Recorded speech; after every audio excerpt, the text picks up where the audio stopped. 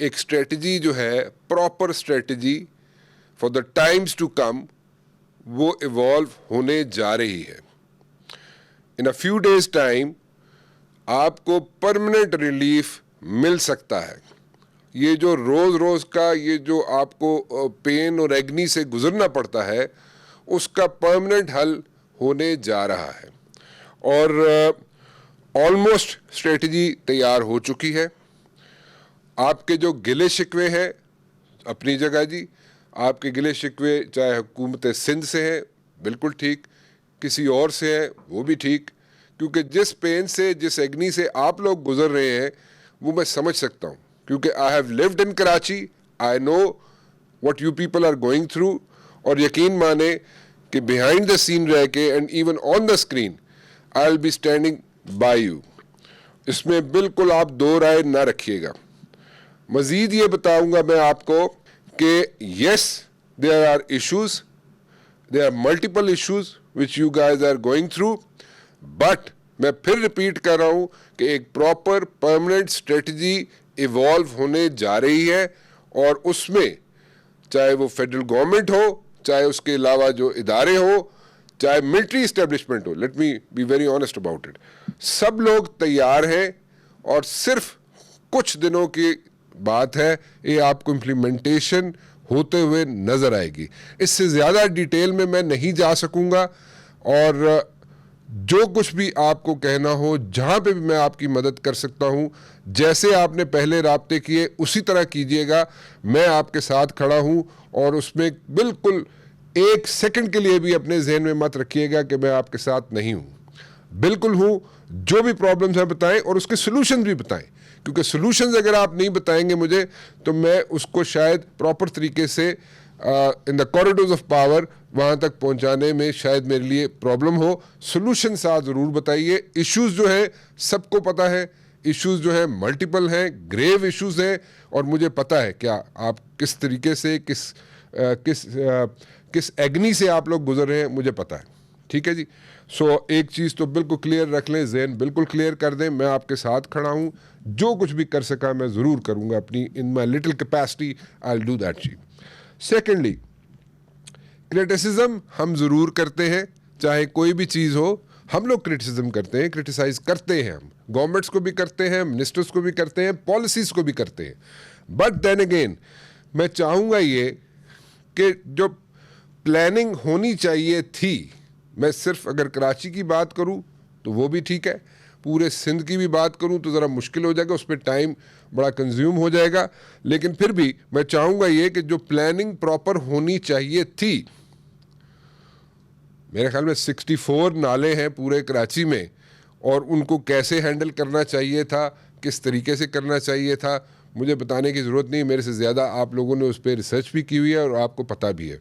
और उसके अलावा जहाँ पे रोड बनती है उसके साथ जो ड्रेनेज सिस्टम होता है, वो रोड जहाँ ख़त्म होती है वहाँ पे ड्रेनेज सिस्टम भी ख़त्म हो जाता है। क्यों ख़त्म हो जाता है? वो गलत है। उसका कोई वे आउट भी होना चाहिए ना, कोई वे आउट निकलना चाहिए ना कि भाई ये ड्रेनेज सिस्टम है, लेकिन रोड अगर ख़त्म हुई या पुल अगर ख़त्म हुआ या अंडरपास ख़त्म हुआ तो उसके साथ साथ वो ड्रेनेज सिस्टम भी ख़त्म हो गया। उसका आउटलेट क्या है? आउटलेट कहाँ पे है उसका? वो नहीं है। एक छोटा सा एग्जाम्पल दिया आपको मैंने, वो सारा पानी सड़कों के ऊपर, अंडरपास के ऊपर आता है और फिर वहाँ पे आके ब्लॉकेजेस शुरू हो जाती हैं। मैं किसी एक को नहीं कह रहा, किसी को ब्लेम नहीं करूँगा यहाँ पे मैं, लेकिन ये हकीकत है, this is a reality check. क्योंकि ये किन किन की प्रॉब्लम्स हैं, किन किन के इश्यूज हैं, किन किन की कोताहियाँ हैं। मैं पहल का इंट्रोडक्शन कर दूँ जी, और मैं सोल्यूशंस की तरफ जाना चाहूँगा। आज सोल्यूशन कौन से हैं, क्या हैं, कैसे निकलेंगे, मैं कोशिश करूंगा कि इस मुख्तसर से वक्त में आपके सामने रख सकूं जी। मेरे साथ मौजूद है सेनेटर अनवर बेग साहब, very dear friend of mine. बहुत शुक्रिया आपका तशरीफ लाए जी। आप मोहम्मद तौहीद साहब हैं, अर्बन प्लानर हैं कराची अर्बन लैब के। मैं इनसे भी जानना चाहूँगा कि सोल्यूशन क्या है। छोटा सा बैकग्राउंड कि जहाँ पे कई मरतबा मास्टर प्लान बने कराची के, लेकिन वो इम्प्लीमेंट कभी नहीं हुए, और लेकिन हल क्या है उस तरफ चलेंगे हम। पहले मैं मेरे ख्याल में अगर आपकी इजाज़त हो सेनेटर साहब तो तौहीद साहब से बात कर लूँ। तौहीद साहब, you are urban planner in the Karachi urban lab जी, मुझे इस सारे कराची का हल क्या है, कोई आपकी नज़र में कोई हल है या नहीं हो सकता, कुछ हम भूल जाए? हाँ साहब, हल बिल्कुल है। और जैसा आपने शुरू में बात की, तो कराची के शहरी होने की वजह से मुझे बहुत खुशी है कि कोई एक स्ट्रेटेजी ऐसी डेवलप होने जा रही है जिससे ये तमाम मसाइल हल हो सकते हों। अब जो आपने बात की कि हम मसाइल के हल की तरफ आते हैं, क्योंकि मसाइल तो हम मुख्तलिफ जगहों पे हाईलाइट करते रहे हैं, वक्तन फौक्तन बताते रहे हैं, ये मसाइल हैं। तो थोड़ा सा मैं ये बताऊं, देखिए 2 लेयरें हमारे पास, एक है सूबाई हुकूमत और एक है शहरी हुकूमत। तो सूबाई हुकूमत की चूंकि जिम्मेदारी होती है शहर की मास्टर प्लानिंग को देखना, तो इस वक्त अगर हम देखें तो शहर कराची के 6 मास्टर प्लान मुख्तलिफ अदवार में बनते रहे हैं, लेकिन बदकिस्मती ये रही कि उनमें से कोई भी इम्प्लीमेंट नहीं हो सका, प्रॉपर तौर पे नोटिफाई नहीं हो सका ऑन टाइम। और जब टाइम निकल जाता है उस वक्त अगर वो नोटिफाई भी होता है तो चूंकि उसका टाइम निकल गया और अगले मास्टर प्लान की तरफ जाने का टाइम आ चुका है, तो वो चीजें जो है ग्राउंड रियलिटीज हम कहते हैं तब्दील हो चुकी हैं। जैसे कि शहर कराची में अगर हम देखें तो शहर कराची जिस बेहंगम अंदाज में फैला है, उससे ये सारे मसाइल, जब हम बात करते हैं नालों की और इस तरह की, जो नालों के दहानों पर जो हाउसिंग सोसाइटीज बन गई हैं, इसी तरह नशेबी इलाकों में जो हाउसिंग सोसाइटीज बन गई हैं, तो ये सब मास्टर प्लानिंग से कनेक्टेड है और मास्टर प्लान से कनेक्टेड है। तो पहला हल तो मैं आपको ये बताऊं कि अगला मास्टर प्लान से कनेक्टेड से क्या मुराद है? ये नालों के ऊपर जो सारी कंस्ट्रक्शन है, जब मास्टर प्लान वो डॉक्यूमेंट होता है जिसमें सेवरेज भी डिफाइन की जाती है कि सेवरेज का पैटर्न क्या होगा, उसमें जो है वो हाउसिंग पैटर्न भी डिफाइन होता है, उसमें जोनिंग भी होती है कि किस एरिया में कितनी हाइट की बिल्डिंग बन सकती है। ये तमाम चीजें मास्टर प्लान में चूंकि डिफाइन होती हैं, ठीक है। तो इसलिए जब हम ये बात करते हैं कि बेजाब्ता तौर पे एक बिल्डिंग बन गई जो नहीं बनना चाहिए थी, तो इसका मतलब है कि मास्टर प्लान के अपोजिट बनी है वो बिल्डिंग, ठीक है ना। तो इसलिए ये कनेक्टिविटी है इसकी। और जब हम ये बात करते हैं कि ड्रेनेज पैटर्न हमारा कैसा होना चाहिए, सेवरेज प्लान क्या होना चाहिए, वो भी मास्टर प्लान में वाज़ेह तौर पे लिखा होता है उसके अपने पूरे टाइम पीरियड तक के हवाले से। तो इसलिए मास्टर प्लानिंग में के हवाले से अगर हम हल देखें तो हल ये है कि अगला मास्टर प्लान जो सिंध हुकूमत बनाने जा रही है, जिसको इन्होंने कराची मास्टर प्लान 2047 का नाम दिया है, उसमें वो तमाम चीजें बेहतर अंदाज में कंसीडर की जाए जो पहले हम नहीं कर सके। और जो गलती हमने पहले की कि उसको ऑन टाइम नोटिफाई नहीं कराया, जब एक डॉक्यूमेंट नोटिफाई नहीं हुआ तो इदारे उस पर अमल पैरा नहीं हो पाएंगे। तो अगर वो नोटिफाई हो जाता है ऑन टाइम, बनने के बाद नोटिफाई होना और उसकी इम्प्लीमेंटेशन करवाना, ये अगर करा ली जाती है तो बहुत से मसाइल से हम निकल सकते हैं। दूसरी चीज जो इस वक्त नजर आ रही है कि जो हमारे शहर कराची के म्यूनिसिपल इदारे हैं, उनके पास म्यूनिसिपैलिटी वाले काम ही नहीं है कि वो कर सके, उनके पास म्यूनिसिपैलिटी वाले इख्तियारात नहीं है कि वो कर सकें। जैसे कि अगर हम बात करें कि केएमसी की जिम्मेदारी बरसों ये रही है कि शहर कराची का कचरा उठाना, या किसी भी शहर में बल्दियाती इदारे की जिम्मेदारी होती है शहर का कचरा उठाना, लेकिन इस वक्त बदकिस्मती है कि केएमसी के पास शहर का कचरा उठाने का इख्तियार ही नहीं है। अच्छा, केएमसी के पास नहीं है, चलें डीएमसी के पास इख्तियार है, 6 डीएमसी हैं और 6 कंटोनमेंट है शहर कराची में। 6 में से सिर्फ 3 डीएमसी के पास इख्तियार है कचरा उठाने का, बाकी 3 जो जिले हैं उसमें इख्तियार जो है वो Sindh solid waste management board के पास है। जब अब ये इतनी सारी लेयर्स और कॉम्प्लेक्सिटीज नहीं होनी चाहिए, कम से कम ये है कि शहर में कचरा उठाने का इंतजाम एक अथॉरिटी के पास हो जिससे पूछा जा सके कि भाई ये कचरा क्यों नहीं उठा या ये कचरा क्यों नालों में चला गया। तो उसके बाद ये एक मुनासिब हल है। अच्छा, उसमें हम क्या कह सकते हैं? उसमें हम ये कह सकते हैं, अगर इसको मजमूई तौर पे मैं बयान करूं तो शहर कराची या कोई भी शहर हो, वहां पे जो शहरी हुकूमत है उसके पास शहरी हुकूमत और बल्दियाती उमूर के हवाले से मुकम्मल जो है इख्तियार होना चाहिए। अच्छा चले, ये तो एक चीज़ होगी क्योंकि लेयर के ऊपर लेयर है और यहाँ पे जॉब डिफाइन नहीं हो पा रही और यहाँ पे इश्यूज खड़े हो गए। What next? ये जो यहाँ पे कंस्ट्रक्शन जो होती हैं, जो अंडर पासेस बनते हैं, उस पर ड्रेनेज सिस्टम होता है, सड़कें बनती हैं, वो ड्रेनेज सिस्टम जहाँ पे पास ख़त्म होता है वहीं पे ड्रेनेज सिस्टम भी ख़त्म हो जाता है, आगे उसका पता ही नहीं चलता है कि उसने जाना कहाँ पे उस पानी ने।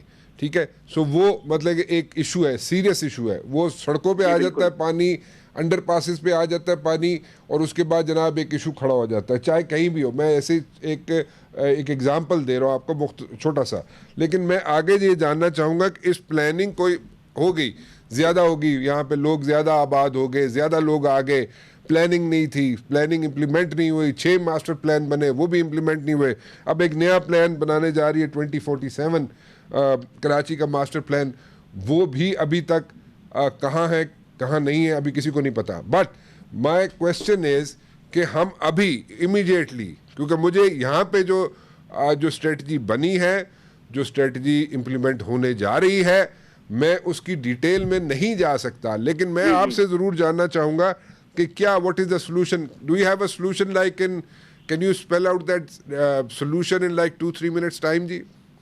जी बिल्कुल, ये मैं आपको बता देता हूँ। जैसा आपने जिक्र किया, जितनी कंस्ट्रक्शन होती है, अगर हम जो रोड हैं उनकी तामीर की बात करें, वो भी शहर कराची में इसी अंदाज में होती हैं। जो बहुत बड़ी रोड है वो अक्सर जो है वो सूबाई हुकूमत बना रही होती है, उसके बाद कुछ रोड जो है वो केएमसी या शहरी हुकूमत बना रही होती है, और बहुत छोटी छोटी जो रोड्स हैं उनकी तामीर और उनकी मरम्मत का काम जो है फिर वो डीएमसी की जिम्मेदारी होती है। तो यहाँ पे रोड की तामीर में भी स्ट्रक्चर उसी अंदाज का होता है। अब यहाँ जो प्रॉब्लम है, जो आपने बात की कि बिल्कुल आपकी बात दुरुस्त है कि रोड खत्म होता है तो उसके साथ जो रोड के साथ फीडर ड्रेन है वो भी खत्म हो जाता है। अच्छा, अब उसमें मामला ये है कि क्योंकि बाज जगह ऐसा होता है, वो कहते हैं जी फर्ज करे शारा फैसल पे कोई कंस्ट्रक्शन हो रही है, तो शारा फैसल वो कहते हैं ठीक है जी, अगर कोई एक लेयर शारा फैसल को बना रही है तो उसकी जिम्मेदारी है कि दूसरे जो कनेक्टेड रोड है वो अगर किसी और के इख्तियार में आते हैं तो आपस में राब्ता करें।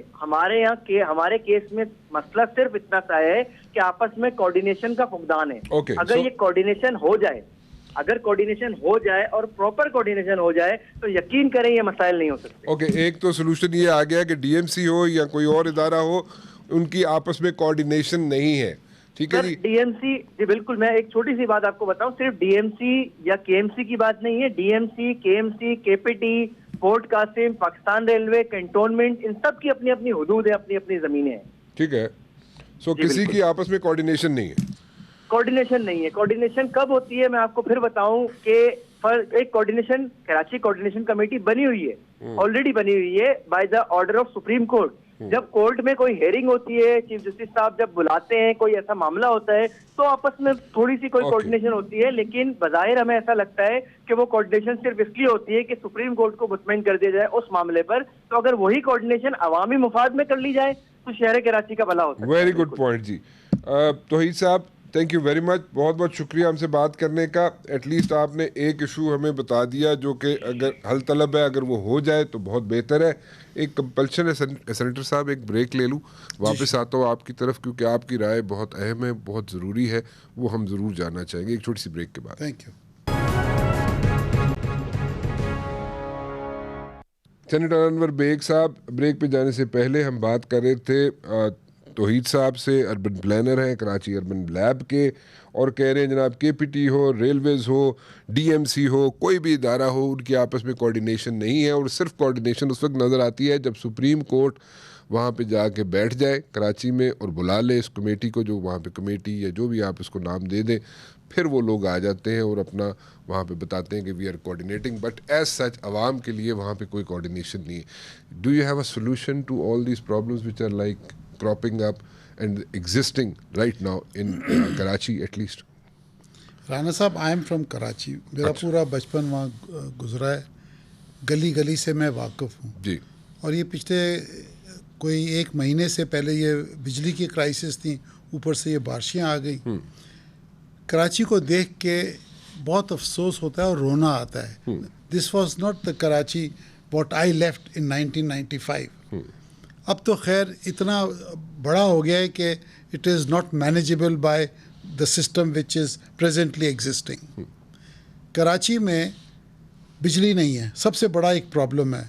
मेंटल एग्नी है, बच्चे सो नहीं सकते, गर्मियों के दिन है, ह्यूमिडिटी ज़्यादा है, ऊपर से ये बारिशें आई हैं। और आपने देखा ये बारिशों में क्या हुआ कि 3-3, 4-4 दिन लोगों के पास आज भी एज आई स्पीक बिजली नहीं है। बिल्कुल सही।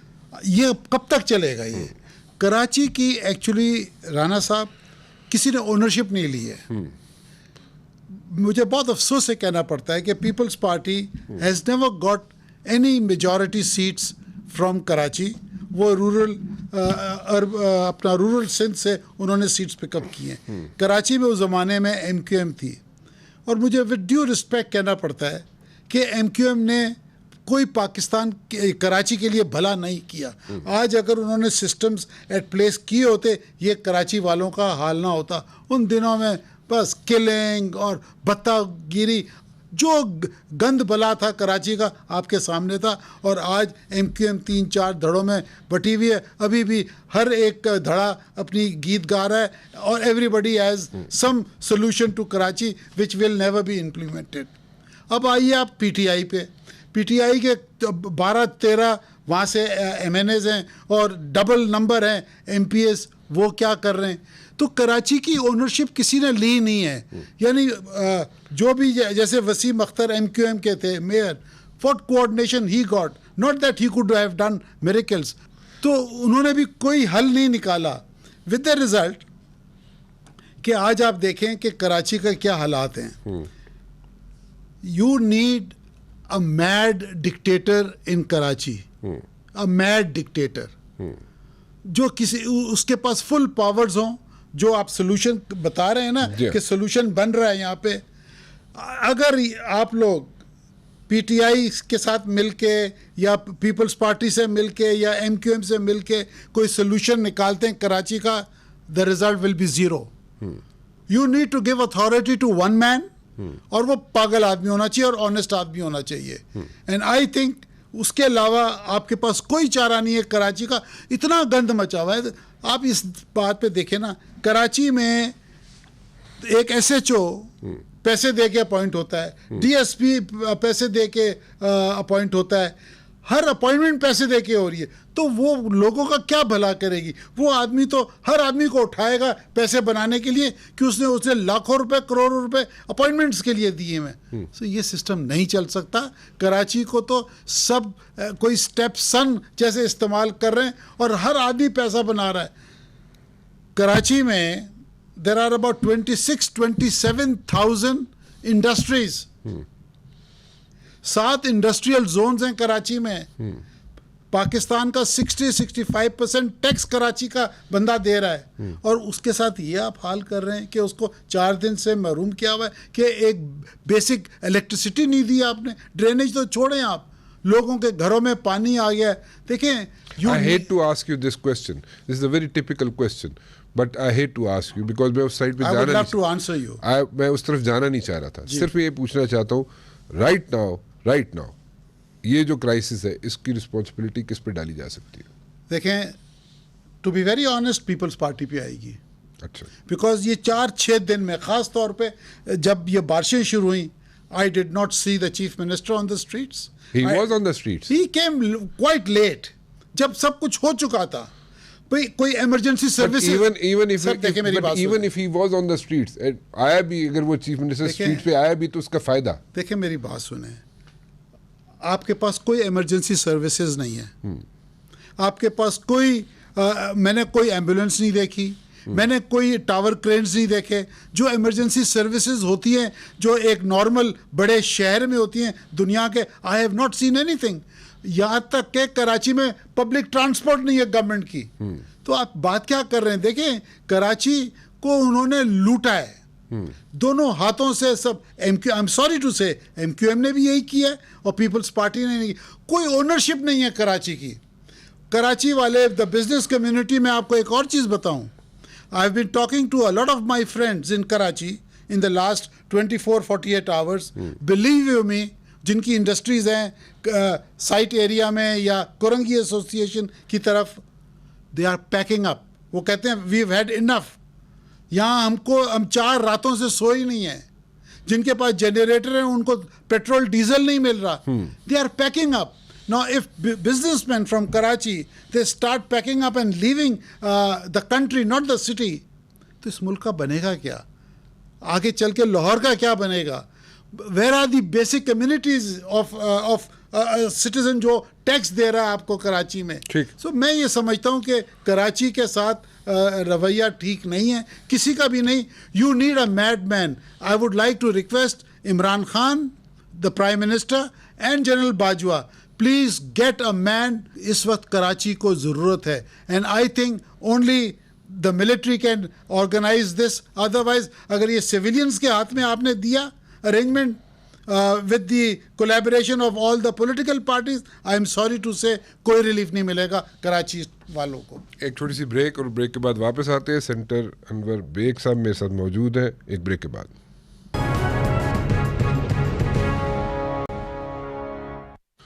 अनवर बेग साहब, आप कह रहे हैं जनाब you need a person who is like very very honest, और एक बंदा हो जो यहाँ पे कराची में बैठ के सिर्फ इम्प्लीमेंट करे चीज़ें और फिर चीज़ें ठीक हो सकती हैं। ये जो आप कोलैबोरेशन की बातें चल रही थी कि सारी पार्टीज़ मिल के कोलैबोरेट करके और यहाँ पे कोई हल निकाले, दैट इज़ नॉट पॉसिबल, और उसका वो सोल्यूशन नहीं है।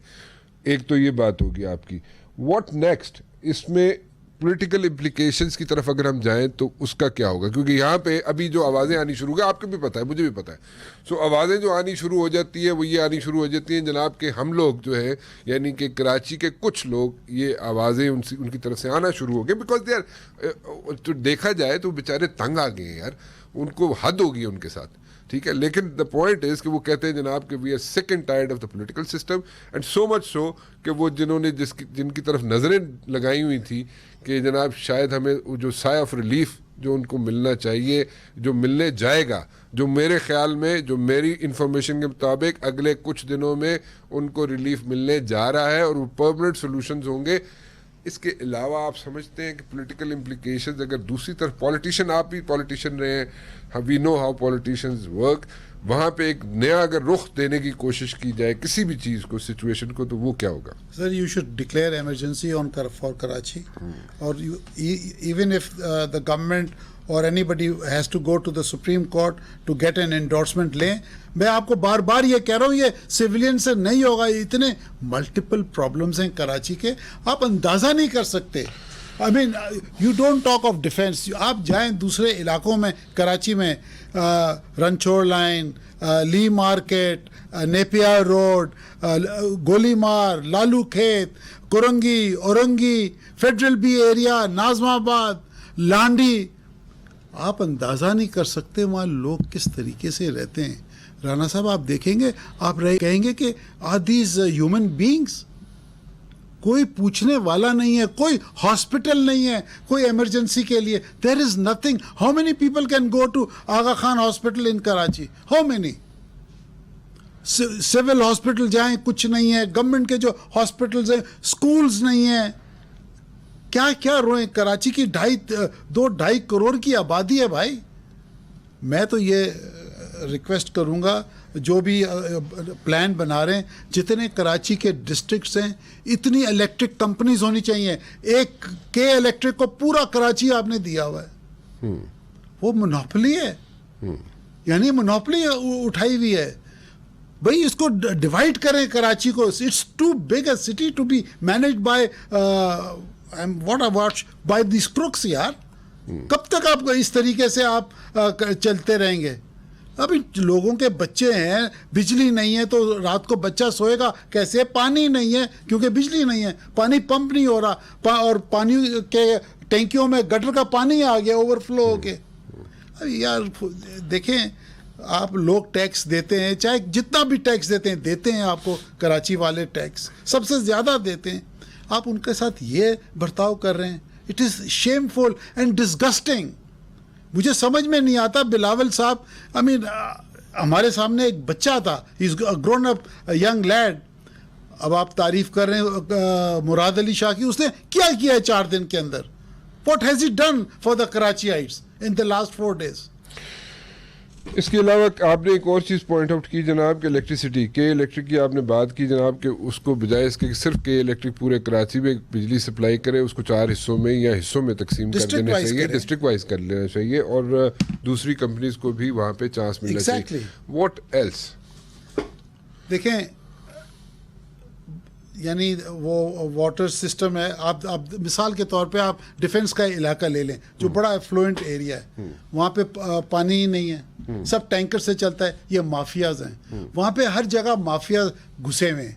तो I think you need to impose such laws कि एक आदमी के पास अथॉरिटी और सबको लाइन हाजिर करे।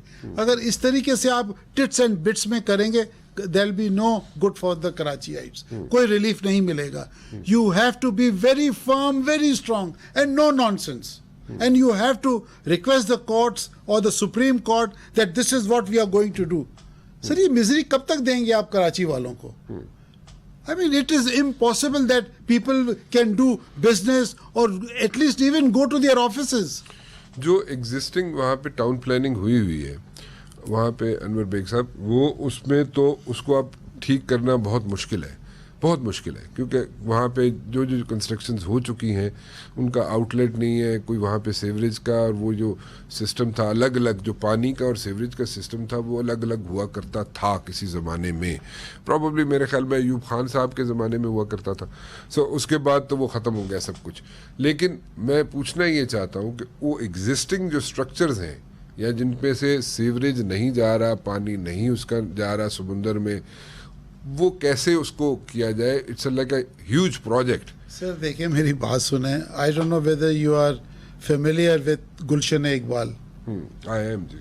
गुलशन इकबाल जहाँ पे वो एक ज़माने में ड्राइव इन सिनेमा होता था, जो जहाँ आप अक्सर जाया करते थे। मैं नहीं जाया करता था, आप जाया करते थे। मैं उस वक्त बहुत छोटा था।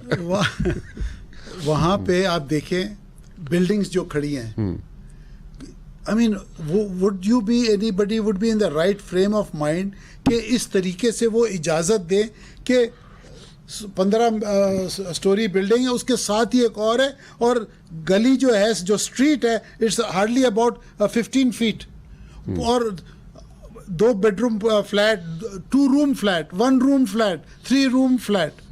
वहाँ बेडरूम का कॉन्सेप्ट इतना नहीं है, because they are low cost. The amount of people are living there in those buildings, मुझे तो समझ में नहीं आता। अल्लाह ताला से बस शुक्राना अदा करें कि ये जो कोरोना का वाला जो मसला हुआ है ये फैला नहीं है। वहाँ पे बंदे पे बंदा है। There is no town planning. There is nothing there. Solution Baig साहब, what is the solution? ये है कि जो भी टाउन प्लानर था ना, 6 सेकंड, हाँ 6 मास्टर प्लान बने ना। You need to hang 4-5 people. अच्छा। You have to be ruthless for to put things on the right footing. ये यानी कॉस्मेटिक सर्जरी करेंगे ना आप, you will be back to square one. अच्छा। You have to take some drastic measures. Hang people यार, to hell with it. जिन्होंने पैसा खाया है, ये चक्कर कब तक चलता रहेगा? मुल्क खत्म हो गया यार। Somebody has to take charge of it. इस तरीके से मुल्क नहीं चलते यार। अल्लाह के फजल से we are a nuclear powered country, और हमारा जो मजाक उड़ता है इंटरनेशनल कम्युनिटी के आगे, it's mind boggling. You can't behave like that यार। You have to take some drastic measures. अगर इस तरीके से आपका कराची के कोई सॉल्यूशंस नहीं आएंगे। ओके, चलें। तो आपकी नज़र में कोई सोल्यूशन नहीं है पॉलिटिकल, और इसमें एक बंदा ऐसा चाहिए जो जिसके पास कंप्लीट अथॉरिटी हो, और कोर्ट जो है आपको एज दे, आपको एंडोर्स करे, और फिर सोल्यूशन निकल सकता है। And he has to be like ruthless, absolutely ruthless, ठीक है, एंड मैड, एंड फिर जाके हल निकल सकता है। अदरवाइज निकलना मुश्किल है हल इसका। और ये जो स्ट्रेटजी है, ये जो बातें चल रही हैं कि सारी पार्टीज मिलके, बस फिर ट्राई कर लें, फिर देख लें उसका रिजल्ट क्या होगा, वो नहीं हो सकता। चलें बेग साहब, thank you very much for joining me today. मैं आपकी राय सर आंखों पे, लेकिन मैं जाते जाते एक चीज़ में शेयर करता चलूँ, एंड दैट इज़ कि we have to find a solution, a proper long lasting solution. मेरी नज़र में, मेरी इंफॉर्मेशन के मुताबिक सोल्यूशन तैयार है, और अगले कुछ ही दिनों में वो आपको नज़र आना शायद शुरू हो जाए। सिर्फ मैं कराची वालों के लिए ये बात कर रहा हूँ, इसलिए कर रहा हूँ कि आप लोगों ने मुझे इज़्ज़त दी, आप लोगों ने मुझे बताया, आप लोगों ने you peoples were in touch with me, और आपके जो प्रॉब्लम्स हैं मैं दोबारा रिपीट कर रहा हूँ, मैं उनके लिए खड़ा हुआ हूँ, उनके लिए लड़ूंगा, और शायद मैं बहुत आगे तक जाके आपको बिहाइंड द सीन रह के मैं हेल्प आउट भी कर चुका हूँ, वो नज़र शायद आपको कुछ दिनों बाद आए। लेकिन एनीवेज मैं सिर्फ ये चाहता हूँ कि आप थोड़ा सा इंतज़ार कर लें, कुछ घंटे इंतज़ार कर लें। रिलीफ इज़ ऑन इट्स वे, चाहे वो फेडरल गवर्नमेंट की तरफ से हो, चाहे वो इस्टेब्लिशमेंट की तरफ से हो, इट्स ऑन इट्स वे। और वो रिलीफ टेम्परेरी शायद ना हो, वो परमानेंट रिलीफ शायद हो आप लोगों के लिए, ताकि आपकी ज़िंदगियां जो है वो आसान हो सके। फ़िलहाल राना मुबशिर को इजाज़त दीजिए। अल्लाह हाफ़िज़।